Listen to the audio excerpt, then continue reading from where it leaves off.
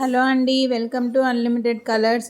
ఈరోజు వీడియో వచ్చేసి baby food 1 year baby కోసం చేశాను, మా పాప కోసము. చాలా సింపుల్ అండి ఇది చేసుకోవడము.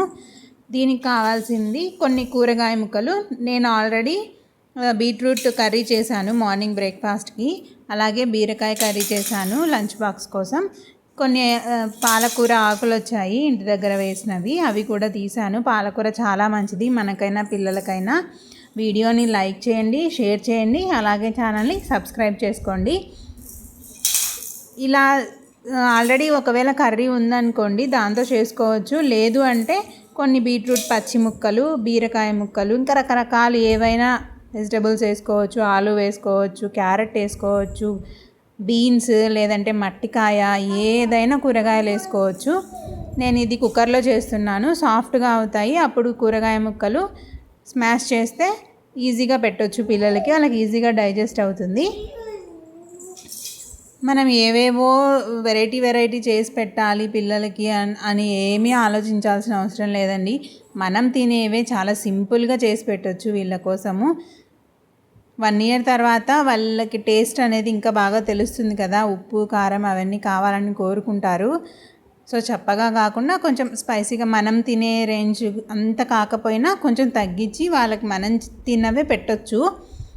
లైట్గా ఘీ వేసాను, లేదంటే మీగడైనా వేసుకోవచ్చు.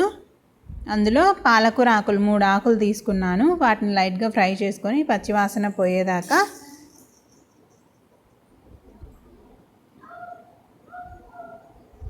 ఒకవేళ బాక్స్ కోసం చేసిన ఉడికిచ్చిన అన్నం ఉన్నా దాన్ని ఒక్క విజిల్ పెట్టేసామనుకోండి ఇంకా సాఫ్ట్గా అయిపోతుంది.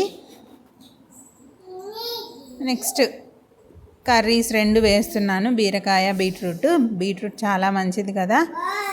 మళ్ళీ మనము హిమోగ్లోబిన్ కోసం పిల్లలకి ఏవో మెడిసిన్స్ వాడాల్సిన అవసరం ఉండదు. క్యారెట్, బీట్రూట్ పెడుతూ ఉంటే రెగ్యులర్గా. 6 మంత్స్ నుంచి నేను ఇలాగే చేసేదాన్నండి, 6th మంత్ బేబీ ఉన్నప్పటి నుంచి. అయితే చాలా మెత్తగా ఉడికిచ్చేదాన్ని. అప్పుడు వాళ్ళకి అంత ఈజీగా డైజెస్ట్ అవ్వదు కదా అప్పుడు. ఇప్పుడు కొంచెం ఓకే, మనం చేసుకునేలాగా ఉన్న తినేస్తారు. ఎందుకంటే అప్పుడప్పుడే టీత్ వస్తూ ఉంటాయి కదా, వాటితో నొక్కుతూ తినేస్తారు. నెక్స్ట్ నానబెట్టుకున్న రైస్ వేసాను కొంచెం, ఆ వాటరే పోసేసి ఇంకొంచెం ఎక్స్ట్రా వాటర్ పోసాను. జస్ట్ 10 మినిట్స్లో అయిపోతుంది అంతే. ఒకరోజు ఇలా పెట్టేసి ఇంకో రోజు పప్పు అన్నం, లేదంటే రసం అన్నం, పెరుగన్నం, అలా రోజు ఒకటి పెడుతూ ఉంటే వాళ్ళు ఇష్టంగా తింటారు. రోజు ఒకటే పెట్టామంటే వాళ్ళకి బోర్ కొట్టేస్తుంది, ఒకటే టేస్ట్ తినాలా అని. 3 విజిల్స్ వచ్చేదాకా ఉడికించుకోవాలి. 3 విజిల్స్ వచ్చిన తర్వాత ఆవిరంతా పోయిన తర్వాత మూత తీసి చూద్దాము. చూడండి చాలా సాఫ్ట్గా అయిపోయినాయి కూరగాయ ముక్కలన్నీ. స్మాషర్తో స్మాష్ చేసుకుంటే ఇంకా మెత్తగా అయిపోతాయి.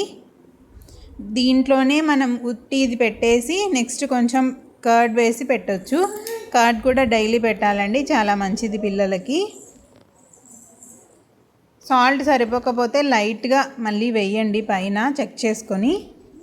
అంతేనండి, సింపుల్ వెజిటబుల్ పులావ్ అనుకోవచ్చు, కిచిడి అనుకోవచ్చు, రెడీ అయిపోయింది.